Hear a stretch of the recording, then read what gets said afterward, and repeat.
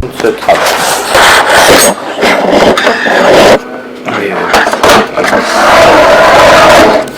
Alors, au niveau de la première question, c'est pourquoi avez-vous choisi le métier de cadre de santé?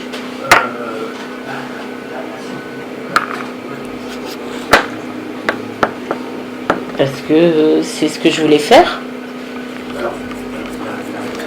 D'accord. Et ça paraissait une évolution logique après le métier initial d'origine? Alors, à côté de mon métier d'origine, c'était... mon métier d'origine, j'étais à un grade de directeur d'agence. D'accord. Donc, quand j'ai fait une reconversion, je n'allais pas rester un simple exécutant. D'accord. Depuis l'obtention... Alors, vous avez obtenu un diplôme paramédical autre que... Infirmier. Infirmier, d'accord. Et J'ai fait une reconversion sur le tas. Et quel a été votre parcours alors? Infirmier, et dès que j'ai pu passer le concours d'entrée à l'école des cadres, D'accord. Et c'était quelles étaient les périodes environ? C'était sur infirmier, c'était sur la deuxième, sur quand on a eu le passage avec la suppression de l'infirmier de psychiatrie et qu'on est passé sur infirmiers généraux, soins généraux. D'accord. Donc vous avez fait, c'était un diplôme d'IDE... soins généraux, parce qu'il n'y avait plus d'infirmiers de psychiatrie. D'accord. Après, donc vous avez travaillé dans différents services. Le temps minimum pour passer l'école des cadres. D'accord. Et quand vous avez fait infirmier, vous avez... C'est faisant fonction. D'accord. Et c'était quoi les services? J'ai pas envie de le dire. D'accord. Que vous ont apporté vos différentes expériences, que ce soit une infirmier, de cadre? Qu'est-ce que ça m'a apporté? L'autonomie, je l'avais déjà par mon précédent métier. La prise de décision, je les avais déjà par mon précédent métier. Donc, ça m'a apporté le fait de ne plus être exécutant. D'accord. Et qu'est-ce que vous recherchez dans les changements de poste en fin de compte? Les responsabilités. D'accord. Et le service où vous avez été... Faisant fonction, c'était le service où j'avais été infirmière. D'accord. Et le dernier service où vous avez été cadre? C'est un service de soins généraux sur l'hôpital. D'accord. En quelle discipline? Je ne veux pas dire. Je vous ai répondu tout à l'heure que je ne voulais pas... D'accord, mais est-ce que c'est de la médecine, de la chirurgie, de la médecine. D'accord. MCO. D'accord. Enfin, médecine.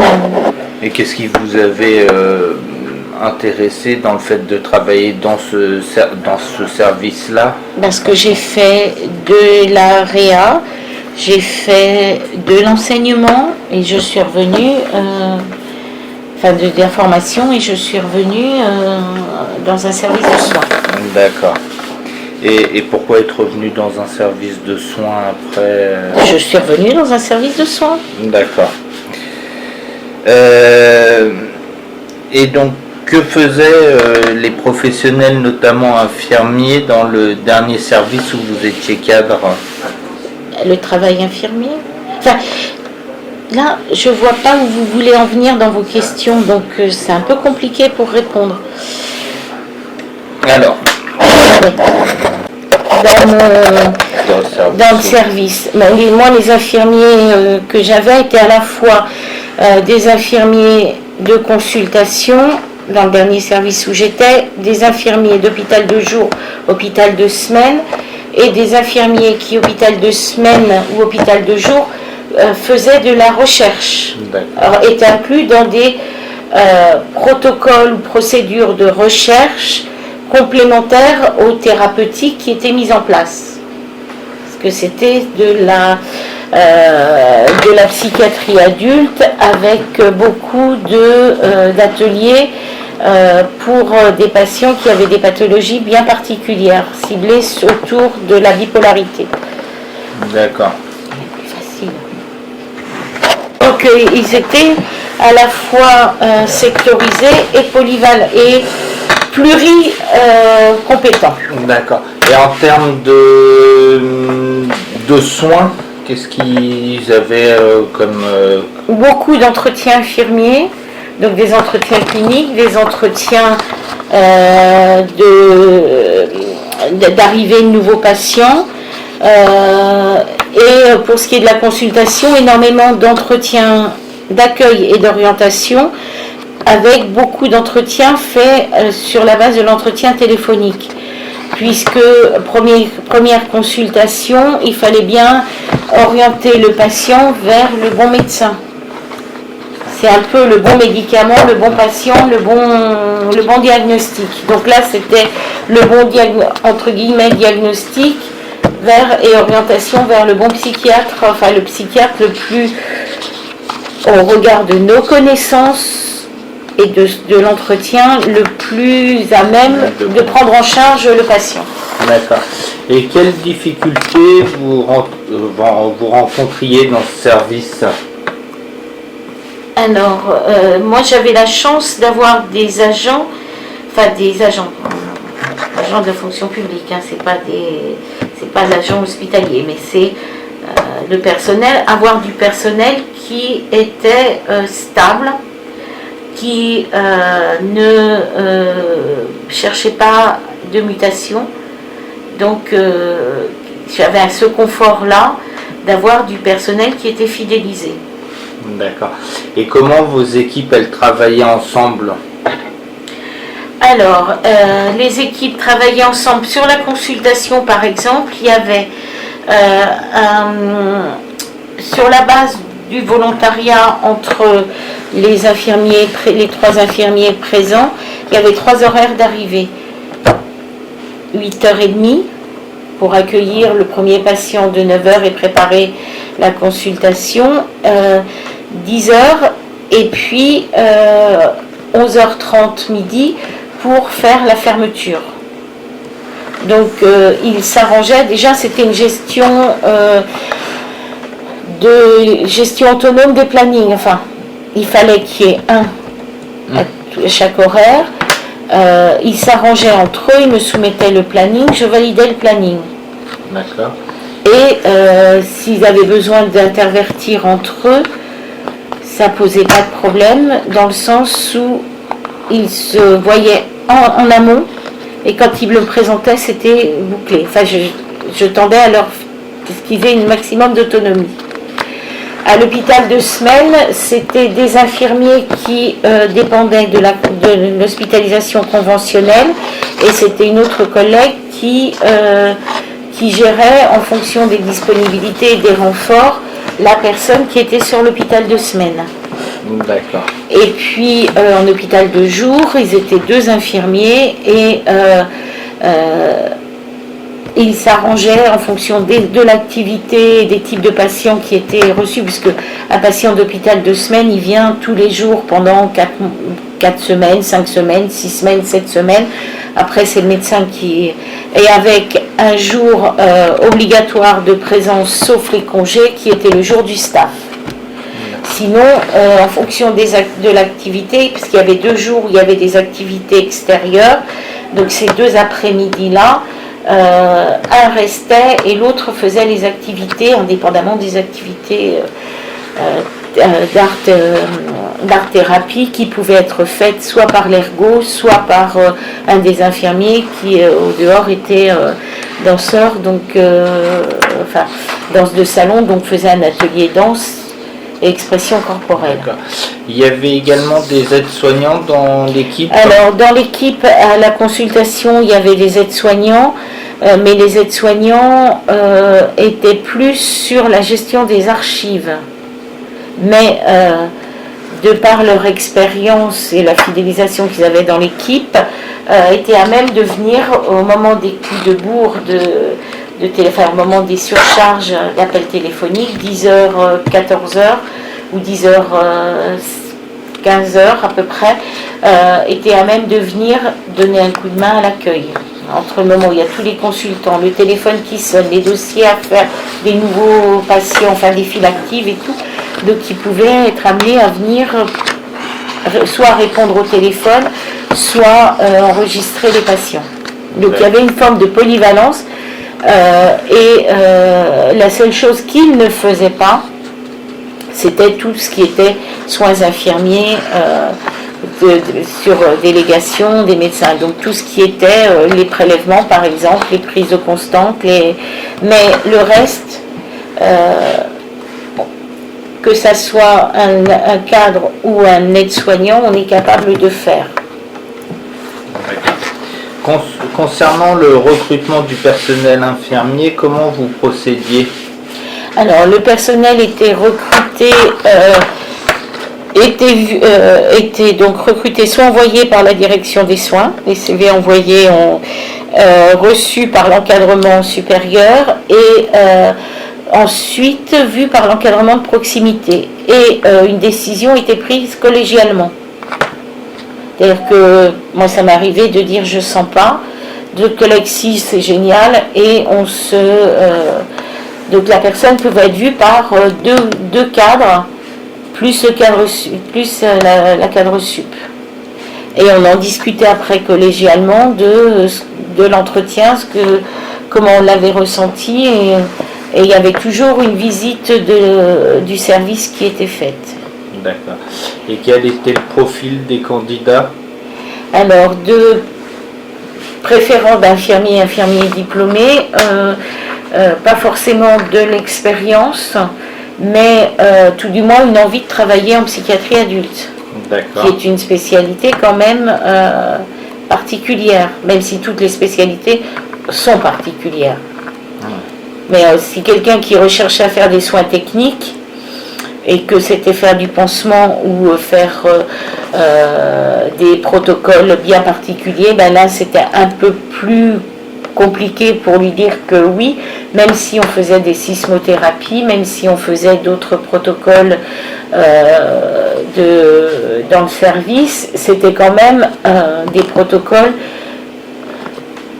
de soins avec une forme de technicité, mais pas la technicité qu'on peut attendre dans d'autres services d'aigu, même si on faisait de l'aigu, nous. Puis bon, après c'est vrai que ça reste quand même de la technicité, les entretiens un soin infirmier, c'est technique, mais quelqu'un qui vient en vous disant moi je veux faire des pansements, c'est pas forcément le meilleur lieu. Ah non, oui. C'est dans ce sens-là. Donc, après, il fallait... on ne cherchait pas forcément à avoir quelqu'un qui ait une expérience de psychiatrie, parce qu'on peut toujours former et puis accompagner et expliquer, mais au moins quelqu'un qui ne vienne pas chercher que de la technique pratico-pratique, dans le sens de gestes de soins infirmiers tels qu'on l'entend comme on l'entend habituellement, quoi. D'accord. C'était donc des jeunes diplômés? Pas forcément. D'accord. Ça peut être aussi des infirmiers qui ont fait le soin MCO, enfin médecine ou chirurgie, et qui veulent voir autre chose que de la médecine ou de la chirurgie en termes d'aigu, puisqu'on est sur un hôpital d'aigu. D'accord. Et environ la moyenne d'âge que vous aviez, c'était? Au-dessus de 30 ans. D'accord. Entre 30 et 55. D'accord. Et au niveau c'était plus des garçons, des filles, ou c'était... Non, 2 tiers de filles, 1 tiers de garçons. D'accord. Enfin, après, je fais le mixte entre tous les personnels. Parce que en psychiatrie, il faut des hommes, mais il faut aussi des femmes. Enfin, et donc, quand on est au proche d'un patient, on peut être tous amenés à être au proche du patient. Et là, il n'y a plus c'est l'infirmier, quand il faut faire une contention, du médecin à l'aide-soignant ou l'agent, on est là présent, quoi. D'accord. Et quels étaient vos critères de recrutement? les critères, c'était déjà de ne pas avoir peur du patient délirant ou du patient agressif. Ça, c'est la priorité. Quelqu'un qui ne supporte pas quand ça hurle ou ne supporte pas quand ça s'agite, c'est quelqu'un qui sera mis en difficulté. Donc c'est déjà de ne pas le mettre en difficulté. D'accord. Est-ce qu'il y avait d'autres critères? À part le fait d'être professionnel, donc d'avoir le diplôme pour lequel on se présente, puisqu'on est des professions réglementées. Après, c'est aussi de voir quels sont ses attendus et quelles sont ses motivations. D'accord. Et lorsque vous recrutiez un nouvel, alors je vais dire infirmier, mais c'est valable pour infirmière aussi, comment se déroulait la période d'intégration? Alors la période d'intégration, moi j'essayais toujours dans le possible de le mettre pas toujours avec la même personne, mais de le mettre avec quelqu'un qui a déjà du recul dans le service. Quelqu'un qui est fiable, de façon à ce qu'il y ait une forme de compagnonnage. Et j'organisais des suivis réguliers, que ce soit le suivi où je regarde et j'écoute ce qui se passe, j'interviens pas, mais que ça soit après des suivis où moi j'apporte mes connaissances ou des petites astuces, des petites ficelles au regard de mon expérience professionnelle en tant que soignant. D'accord. Et la durée de la période, c'était Variable. D'accord. Ça peut être pour certains faire le point tous les jours, comme pour d'autres, ça peut être on fait le point une fois, 2 fois, ça roule et ils travaillent en binôme, donc s'il y a un souci, il y a toujours le collègue plus ancien qui est avec. D'accord. Après, pour ce qui était la phase d'aller en sismothérapie, c'était d'y aller, donc c'était 3 fois par semaine, et d'y aller pendant au moins 15 jours. La première semaine, ou le premier et le deuxième jour, on regarde ce que font les autres, donc on est vraiment en plus.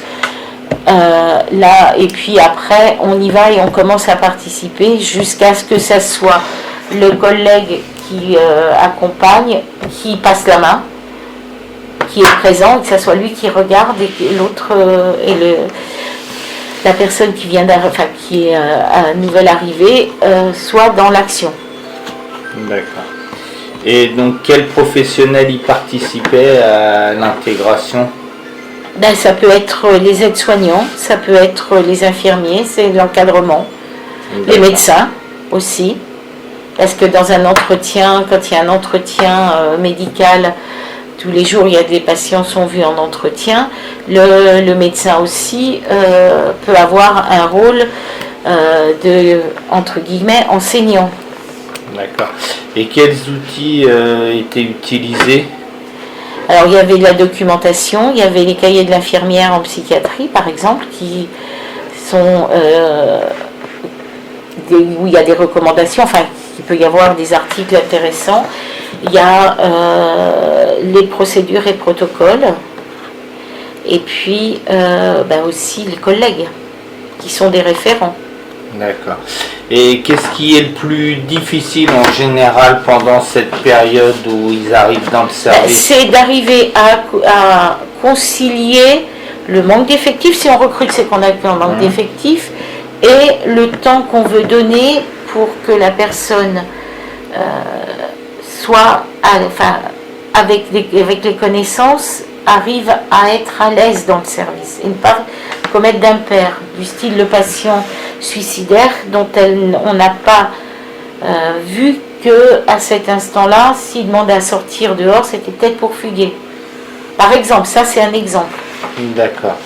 Et donc l'expérience, comment arriver à donner de l'expérience pour qu'il puisse acquérir une certaine autonomie toujours dans le cadre réglementaire, et pour s'adapter au mieux, au plus vite aux événements. D'accord. Et est-ce qu'il y avait d'autres choses qui étaient difficiles pour les nouveaux arrivés Alors des fois c'est aussi la connaissance des pathologies. D'accord. Parce que les pathologies psychiatriques, même si on a une orientation, on ne reçoit pas forcément des patients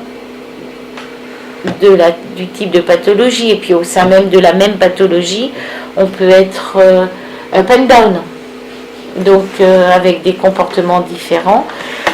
Les secteurs d'hospitalisation, puisque un secteur où tout est fermé à clé ne fonctionne pas de la même façon qu'un secteur où c'est pas fermé à clé, ou un hôpital de jour où le patient il vient pas, mais il est un peu libre, même si il est un peu contraint, mais il est quand même contraint par un contrat moral de venir, et puis libre puisqu'il vient de chez lui. D'accord. Et comment se passait en fin de compte l'organisation du travail au sein du service, c'est-à-dire qu'est-ce que vous pouvez me dire sur par exemple la journée type en fait le service était par secteur. Il y avait de l'hospitalisation conventionnelle avec plusieurs unités dont un secteur protégé, donc secteur fermé mais de l'hospitalisation libre avec consentement du patient, l'hôpital de semaine, l'hôpital de jour. L'hôpital de semaine et l'hôpital de jour pouvaient être amenés à faire une forme de consultation, d'entretien, où des gens pouvaient venir faire des exercices dans le cadre de leur thérapie. Donc avec une certaine liberté de mouvement. L'hôpital de semaine, où les patients pouvaient être hospitalisés du lundi au vendredi, 1 jour, 2 jours, 3 jours, ou qui était basé sur beaucoup d'entretiens cliniques, beaucoup d'entretiens avec les psychologues, d'exercices avec les psychologues, et puis après était pris une décision soit d'hospitalisation, soit de venir faire des exercices. Par exemple sur la peur de tomber, ils étaient vus en hôpital de semaine, et après il y avait un calendrier de rendez-vous avec des exercices en réalité virtuelle par exemple. Donc c'est des choses qui sont très différentes de l'entretien conventionnel habituel jusqu'à des thérapeutiques innovantes. D'accord. Et par exemple, donc vous aviez en charge l'HDJ. L'HDJ, l'hôpital de semaine et la consultation. D'accord. Et par exemple, sur l'hôpital de semaine, c'était par exemple une journée type d'un infirmier.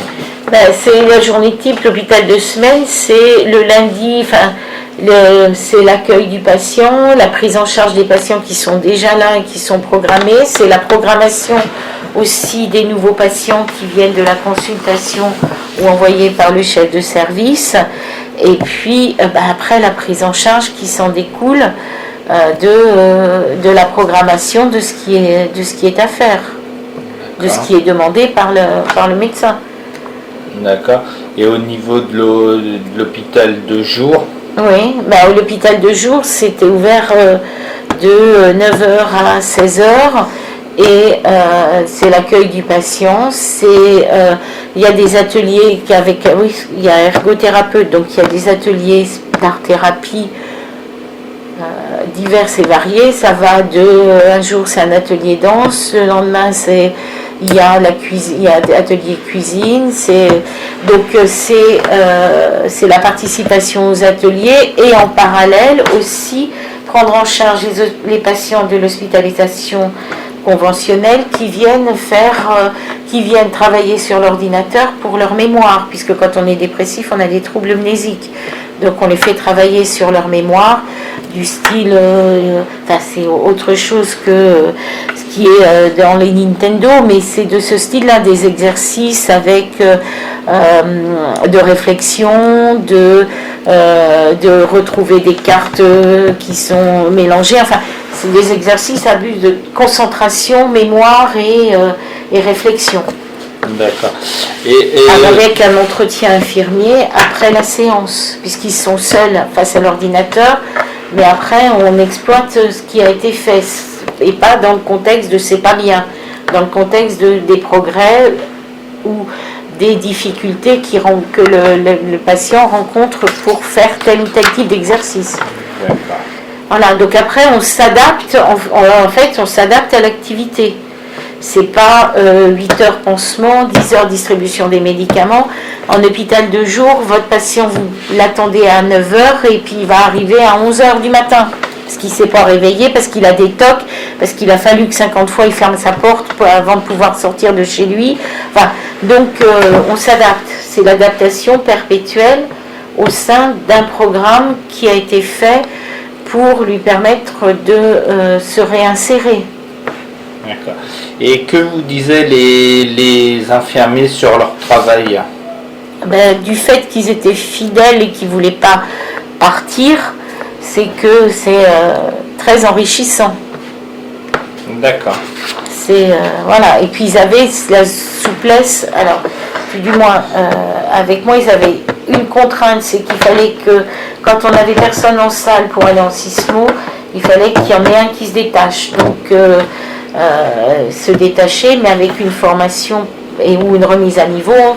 Et sinon, ils avaient la gestion de leur planning. Donc ça, c'est aussi cette autonomie-là, ça fait partie de l'attractivité. Quand on sait qu'on peut gérer son planning et que on s'arrange entre soi, c'est quand même mieux que quand on vous impose quelque chose.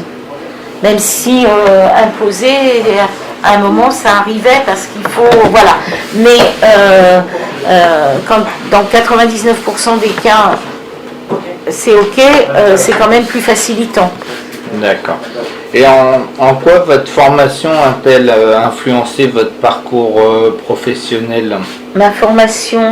Par exemple, quand vous avez fait infirmière, il y a peut-être eu des services qui vous ont peut-être plus attiré disons vers que discipline.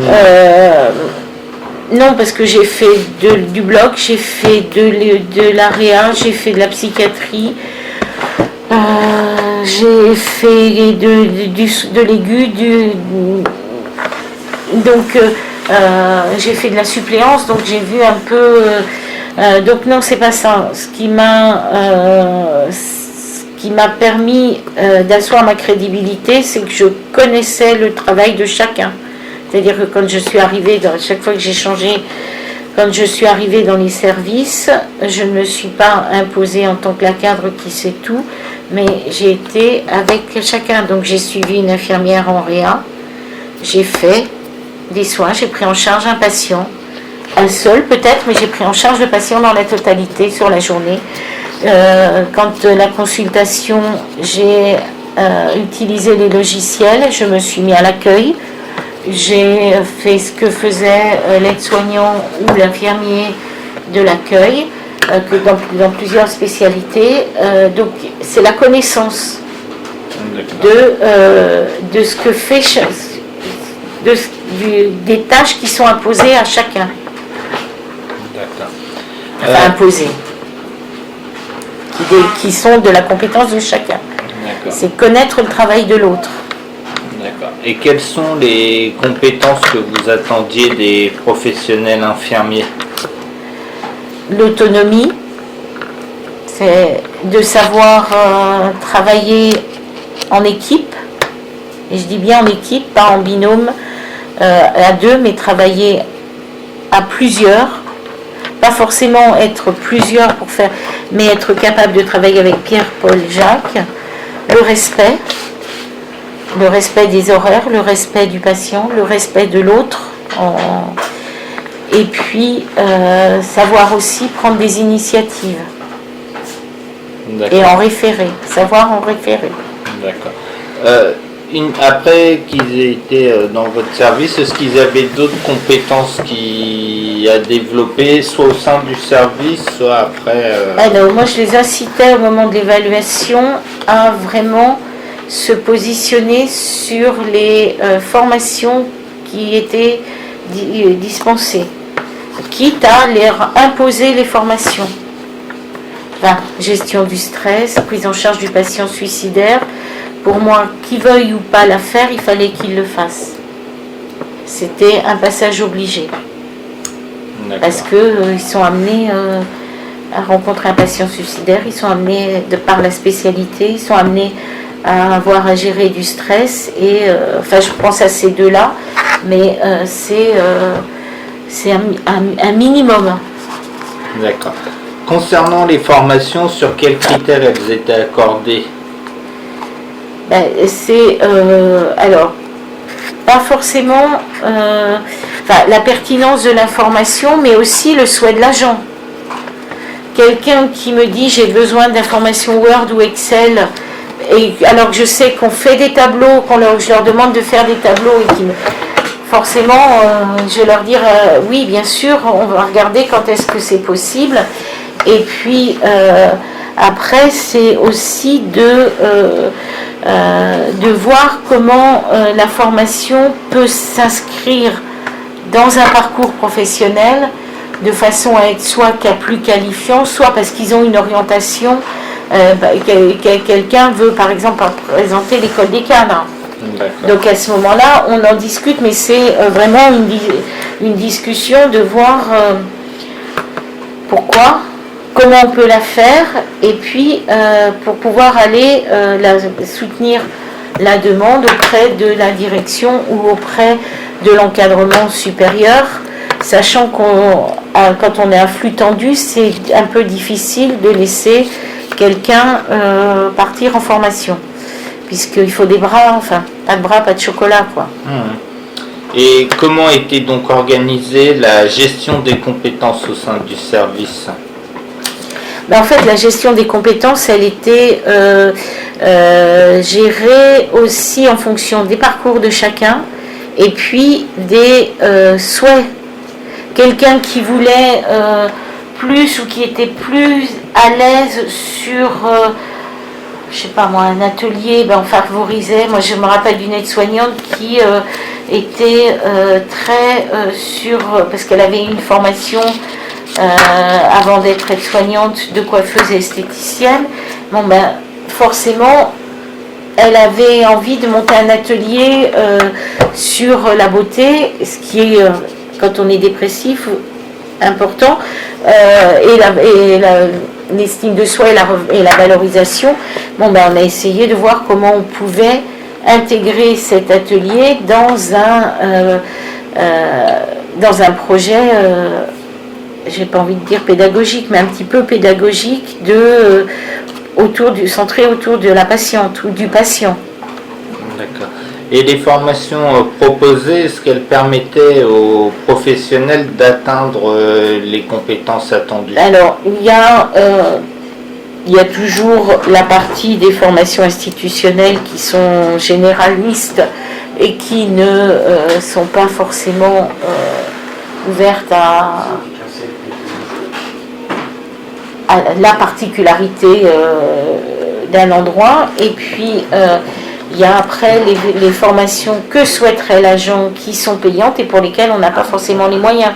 Donc c'est toujours aussi essayer de trouver un modus vivendi entre quel retour, quel réinvestissement dans le service on va avoir sur une formation qui peut être une formation extérieure. D'accord. Et qu'apportent les formations faites d'un point de vue alors tant individuel mais au sein aussi du collectif? Il y avait un prérequis, moi je mettais comme postulat de départ que chaque agent qui partait en formation devait réinvestir dans le service. Donc le premier des réinvestissements, c'était de faire une présentation à ses collègues, même 10 minutes, mais faire une présentation de ce qu'était la formation, qu'est-ce que ça lui avait apporté, qu'est-ce qu'il avait vu d'important.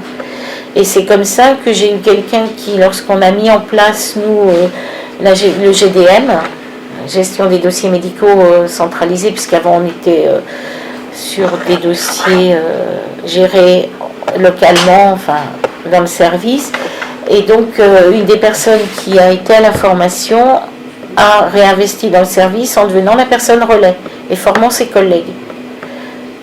Donc c'est ça le réinvestissement que je souhaitais, c'est que ça ne reste pas mes connaissances personnelles, j'ai appris ça et je le garde pour moi, mais c'est je réinvestis dans le service pour le bien de tous.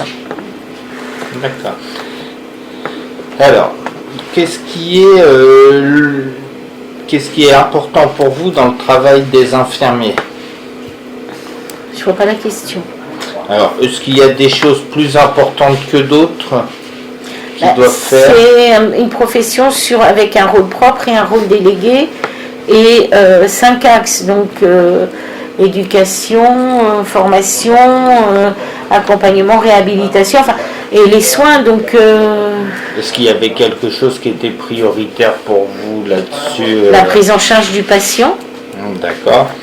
Concernant le... Donc ça englobe tout. D'accord. C'est d'être professionnel. D'accord. Enfin, je vois pas ce qui est prioritaire. Tout a son importance et ça fait partie d'un tout. Donc on tire la ficelle comme on veut, mais en tout cas il faut que tout y soit. D'accord. Concernant le travail d'équipe, qu'est-ce que vous pouvez nous en dire? Le travail d'équipe, c'est à la fois prendre le relais quand le collègue ne peut pas ou la collègue ne peut pas parce qu'il est occupé. C'est la confiance. Et puis, c'est pas faire à la place d'eux pour faire à la place d'eux et cacher que quelqu'un est défaillant. Peut-être qu'il avait besoin. Quelqu'un est défaillant, mais c'est aussi être capable d'avertir, de solliciter et de faire que ça fonctionne autour du patient, de la prise en charge du patient. D'accord. Quel que soit notre niveau, on est là pour les patients. Du directeur à l'agent hospitalier ou même au monsieur ou à la dame qui fait le ménage dans la chambre. On est tous là pour une seule chose et notre présence ne se justifie que parce qu'on a des patients à prendre en charge. D'accord. Et comment les équipes, elles collaborent entre elles? De toute façon, on peut pas. Il y a toujours des affinités, des atomes crochus, pas des atomes crochus, des gens qui veulent pas travailler avec un tel, qui veulent pas, des histoires, des parcours de vie au sein du service qui font que c'est plus difficile de travailler avec un tel ou un tel. Tu voulais quelque chose?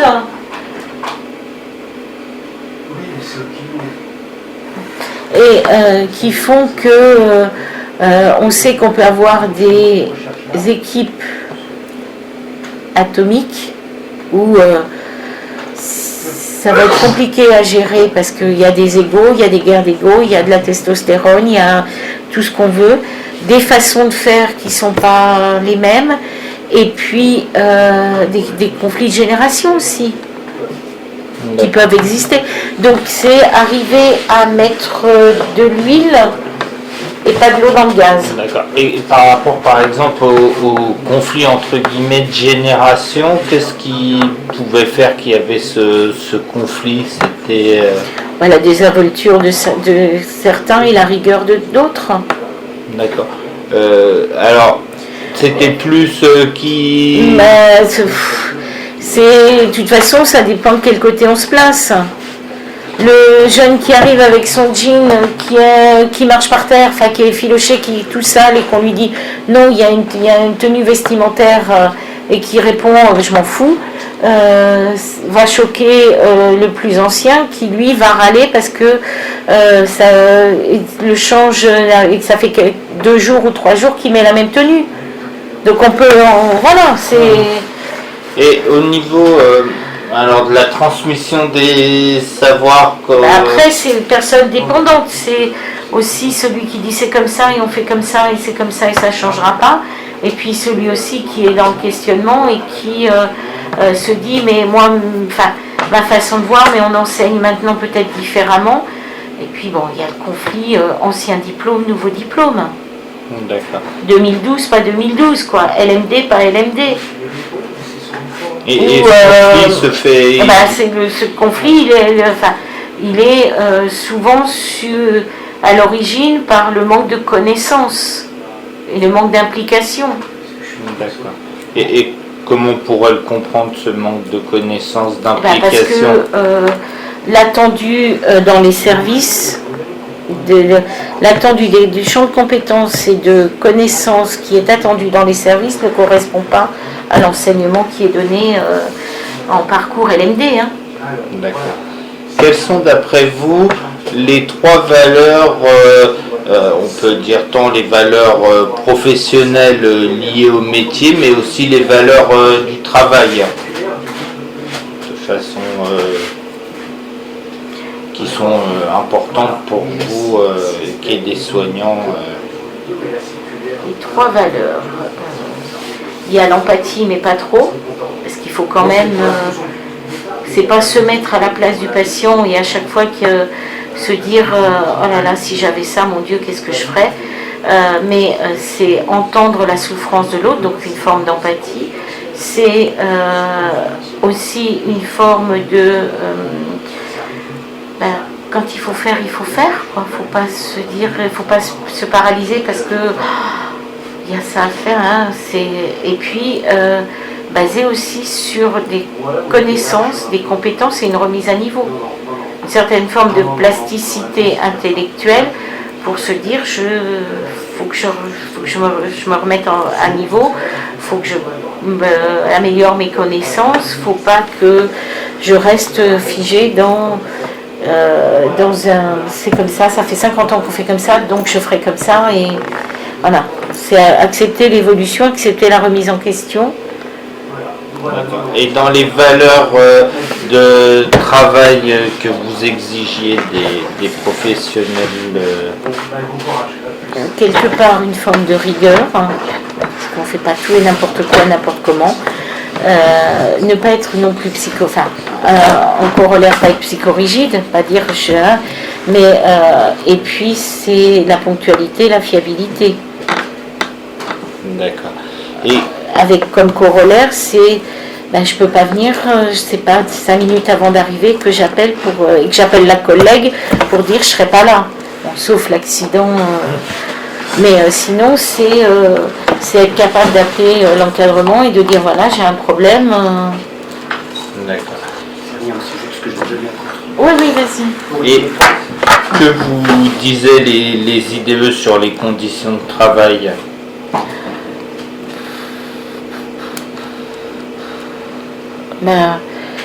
C'est que on n'a plus le temps de prendre soin du patient. C'est-à-dire que, la chose la plus flagrante, c'est qu'on est passé d'un esprit d'équipe, d'un travail en équipe, qui veut dire plusieurs personnes, au binôme. Sauf que le binôme, un aide-soignant, un infirmier, qui peut le plus, peut le moins, c'est l'infirmier, mais l'aide-soignant ne pourra jamais faire le travail de l'infirmier. Alors que quand on est dans un travail d'équipe, on sait qu'on a son alter ego. Quand vous êtes sur un arrêt cardiaque, je prends un exemple, quand vous êtes sur un arrêt cardiaque, que vous êtes tous sur un arrêt cardiaque, que s'il reste un infirmier disponible, cet infirmier-là peut surveiller la salle. S'il reste un aide-soignant, il va surveiller la salle, mais s'il y a besoin, s'il y a un deuxième patient qui décompense, c'est ceux qui sont qui sont autour de l'arrêt cardiaque qui vont se détacher pour aller. Donc il y a quand même une insécurité. Sécurité qu'on avait en n'étant pas forcément à flux tendu et en étant avec un effectif un petit peu plus supérieur. Ça permettait aussi de faire d'autres choses et de trouver un autre intérêt dans son travail. Que là, c'est exécutant et c'est on a raccourci le temps de travail, mais on a densifié au sein de ce temps de travail l'intensité du travail et l'intensité que l'on doit fournir qui a augmenté. D'accord. Et au détriment de quoi? Au détriment du patient, au détriment des pauses informelles qui c'était pas forcément du temps où le soignant était devant sa tasse de café et ne faisait rien ou rigolait, mais même s'il rigolait, c'était quand même quelque part un travail, parce que ça permet de décompenser sur des situations tragiques, mais c'était aussi des temps d'apprentissage informel où on pouvait discuter entre personnel, de dire tiens, tu vois, dans ce cas-là, par exemple pour les prélèvements, quand les prélèvements sont difficiles, ça peut être un moment aussi d'échange ou de passage d'expérience. Or, ces temps-là, ils sont de plus en plus réduits, ils sont de plus en plus inexistants dans certains endroits, puisque dans certains endroits, le soignant, quel que soit le soignant, il prend sa pause des méridiennes quand il s'en va, après, et qu'il n'a pas le temps de se poser, ne serait-ce que de se poser réellement 5 minutes avant 13h ou 13h30. Et encore, c'est là où il y a la relève qui arrive et qu'il faut faire les transmissions. Donc. D'accord. Et vous, qu'est-ce que vous en pensez de cette intensification par rapport aux conditions de travail? Est-ce que vous trouvez aussi que ça... Pour moi, le soignant, moi j'ai été formée avec la relation d'aide. À quel moment on la met, la relation d'aide? Quand on est en train de chronométrer le temps où on fait un soin. La relation d'aide, c'est pas que le sourire et bonjour et je vais faire votre pansement, ou c'est aussi d'autres choses. C'est aussi prendre le temps de faire un massage, de proposer d'installer mieux un patient, de l'accompagner, marcher dans le couloir. Ça peut être plein de choses. Ça peut être aussi de le rassurer, de prendre le temps de parler avec sa famille ou autre. Donc c'est plein de petites choses dont on n'a plus, puisqu'on court après le temps. D'accord. Y a-t-il un décalage entre la représentation que le personnel infirmier se faisait du travail et la réalité? Oui, bien sûr. Et pourquoi? Pourquoi et laquelle en fin de compte? Pourquoi il y a ce décalage et lequel en fin de compte? Le décalage, il vient de comment on peut présenter la prise en charge du patient et puis comment dans la réalité on prend en charge.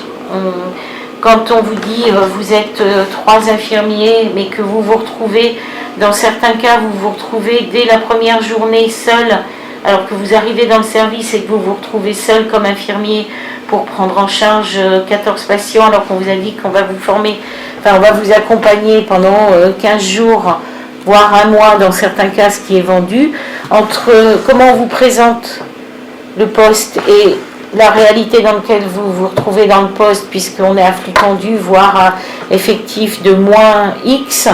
Quand je dis moins X, ça peut être moins 3, moins 4, moins en fonction de...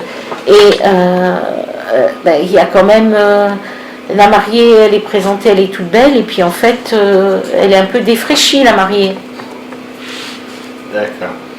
Et donc, vous en pensez quoi de ce décalage moi j'en pense que oui, il est justifié par la réalité, mais en même temps, si on ne donne pas des bras, j'ai envie de dire pas de bras, pas de chocolat, si on ne se donne pas les moyens d'être à la hauteur de nos ambitions, on ne pourra jamais prendre en charge correctement. Ce qui passe par pas forcément remettre du personnel en quantité mirobolante, mais c'est de vraiment faire une étude sur on attend ça et on quantifie ce que l'on attend en termes de charge de travail et on inclut les impondérables et à ce moment-là on voit quel est le coefficient de remplacement qu'il nous faut et ne pas jouer sur des coefficients à la baisse. Parce qu'on aboutit à ne pas pouvoir donner les repos, faire que les gens mettent sur un compte épargne-temps, mais quand ils veulent l'utiliser, ils ne peuvent pas, ou faire que le jour où les démotiver, faire qu'ils veulent partir, et quand ils veulent partir, on leur dit vous ne pourrez pas partir avant 3 mois, 6 mois, sous réserve de remplacement. Donc, l'armée des mécontents, c'est...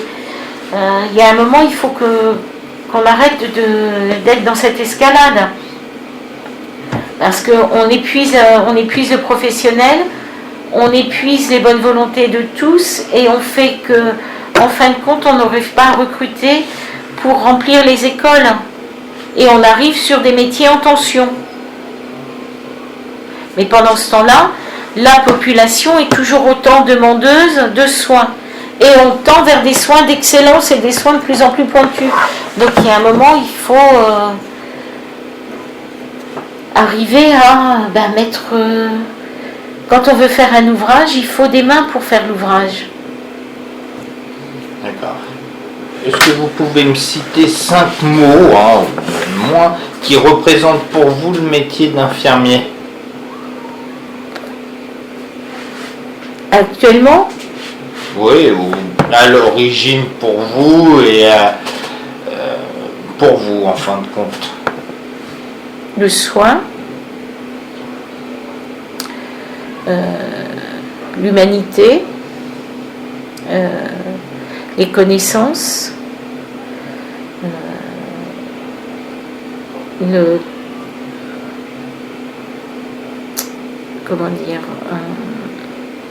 faire, parce qu'on est dans le faire aussi, et puis l'émancipation. Je ne sais pas si j'en ai 5 là. Si. Et qu'est-ce qui pourrait être facilitateur dans le travail des soignants?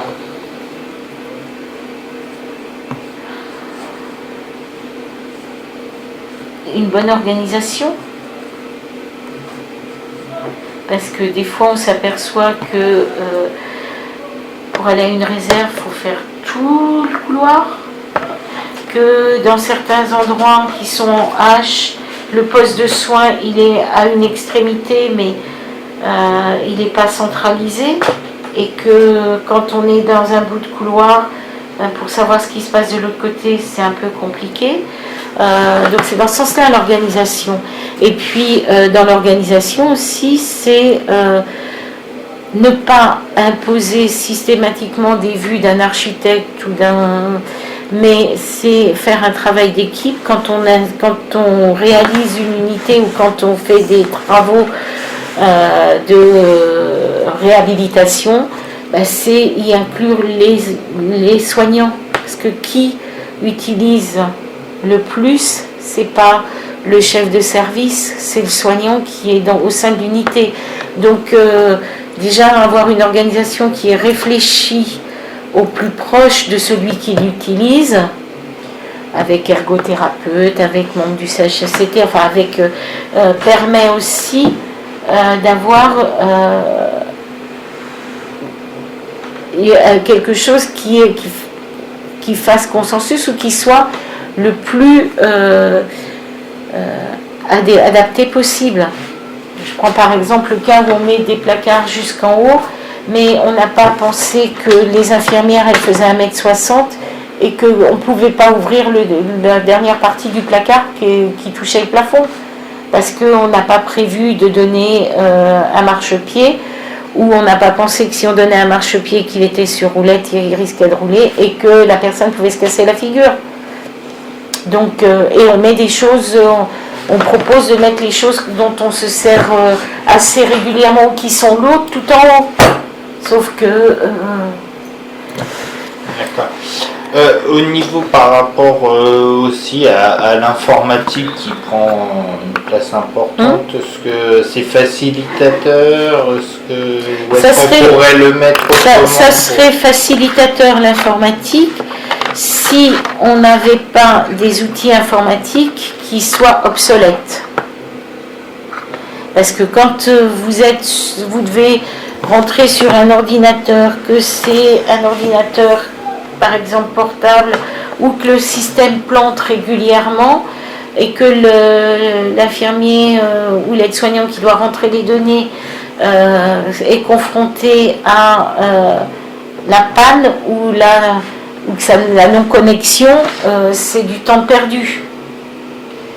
Ça par exemple, ou les systèmes aussi où d'un service à l'autre, c'est pas le même système qui est utilisé. Donc il y a un moment, soit on uniformise et tout le monde utilise les mêmes outils et on veille à ce que le parc soit à jour. Parce que quand il y a encore des endroits où il y a des ordinateurs qui datent de 2004, on est en 2020, ça fait quand même doucement réfléchir à comment on veut et quelle place on donne à l'informatique. Ou quand vous avez la hotline qui est occupée et rappelée ultérieurement, c'est aussi handicapant. D'accord. Alors, au niveau... et puis, il faut s'assurer aussi que tout le monde sache utiliser l'informatique avant de vouloir implanter de l'informatique partout, parce qu'il faut former. D'accord. Alors, qu'est-ce qui amène les professionnels, qu'est-ce qui amenait plutôt les professionnels à changer de service là où vous étiez? Pourquoi ils changeaient après de service? Alors, il y en a parce que la spécialité, ils s'apercevaient que ils cherchaient autre chose, ils ne s'y retrouvent pas.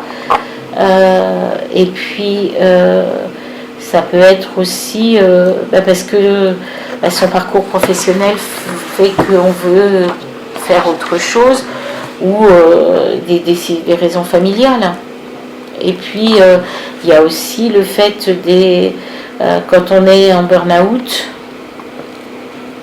ça devient compliqué de venir travailler dans le service pour une raison X, Y, les horaires, les patients, la charge mentale, il faut changer, quoi. D'accord. Et puis il y en a qui veulent partir pour ne plus du tout faire le métier. Qui est lié à quoi par rapport à... qui peut être lié au grand ras-le-bol et à la sensation de ne pas être en accord avec ses valeurs. D'accord. Et qu'est-ce qui amène d'être en conflit de valeurs en fait entre l'attendu qui est donné et puis soit comment on conçoit sa conception du métier. D'accord. Et qu'est-ce qui amenait les professionnels à rester dans ce service? Alors, l'attractivité, parfois c'est par rapport à d'autres services, par rapport à ce que les collègues peuvent dire de comment ça se passe dans les autres services. Après, ça peut être aussi parce qu'on a réussi à mettre un climat, là je parle de l'encadrement, un climat serein dans l'équipe parce qu'on est bienveillant. On n'est pas bienveillant ne veut pas dire qu'on dit amène à tout, mais qu'on a une dose d'écoute, qu'on est capable d'entendre à un moment la souffrance d'un agent et de voir comment on peut lui apporter une aide ou une amélioration au niveau de ses horaires, des tâches qu'il peut avoir à faire, d'avoir une certaine forme de flexibilité. Parce que, donc l'écoute, l'empathie, la bientraitance, parce que quand on a un encadrement qui est bien traitant, c'est déjà plus agréable de venir travailler. Ça peut être aussi par rapport aux intérêts qu'on peut amener dans le service, par rapport à des spécificités, par rapport à des formations, par rapport à faire un congrès ou un séminaire annuel dans lequel on inclut les soignants pour présenter un travail qui est travail d'équipe, sur lequel on leur donne du temps pour le faire pendant leur temps de travail, et on leur donne des moyens pour que ça soit mis à disposition d'un ordinateur, de ce qu'on veut, de faire, peut être aussi motivant. Et puis aussi, c'est de toujours essayer de leur apporter une motivation à rester, c'est-à-dire pas être dans un service plan-plan, où ça fait 10 ans qu'on fait comme ça. Non, ça peut être aussi essayer de faire des travaux, des réflexions, de faire des staffs, que ce soit des staffs médicaux où on parle des patients et on inclut la parole de chacun, dire qu'un aide-soignant ou un agent hospitalier, de ce qu'il pourra dire du patient sera pris en compte comme un infirmier ou comme l'interne ou comme l'externe, et puis de proposer aussi que les médecins soient disponibles et fassent des temps de formation pour expliquer telle ou telle pathologie ou tel nouveau médicament et quels sont les effets indésirables ou les effets attendus. Enfin, d'intéresser, c'est comment on peut mettre de l'intérêt dans son travail. D'accord. Et comment vous les accompagnez sur leur projet professionnel? La relation de confiance, déjà, de les écouter, de les inciter à parler, que ce qui est dit n'est pas juste dit parce que c'est l'évaluation et que c'est aussi de les accompagner, c'est de voir quelles ressources ou quels moyens on peut mettre en œuvre pour leur permettre de mûrir ou de maturer leur projet professionnel, ou de leur faire comprendre que ce projet-là, on ne voit pas très bien ce que c'est, de les faire rencontrer des bonnes personnes ressources. Enfin, c'est tout ce qui fait partie du management d'une équipe. Connaître, donner confiance, et puis accompagner pour prendre le bon chemin. Tout du moins le chemin à un moment donné qui soit le moins pire des solutions auxquelles ils pensaient. D'accord. Est-ce que vous souhaitez aborder un thème qu'on n'a pas développé? Non. Est-ce que vous souhaitez apporter des précisions sur une question traitée auparavant? Bon, ben en tout cas, moi je vous remercie pour cet échange riche et personnel. Ça va m'aider à mieux comprendre mon sujet d'étude. Il y a juste quelques petites questions que je vais vous poser pour compléter le profil sociologique. Au niveau de la situation familiale, est-ce que vous êtes marié? Ça ne vous regarde pas. D'accord. Est-ce que je peux vous demander votre âge? Je suis proche de la retraite. D'accord. Au niveau de l'année de diplôme infirmier? 96. D'accord. Celui-là de cadre? 2002. D'accord. Combien de temps vous avez été dans le dernier service? 4 ans, 5 ans. D'accord. Et est-ce que je peux vous demander le département de résidence? 94. D'accord. Bon, très bien. Merci.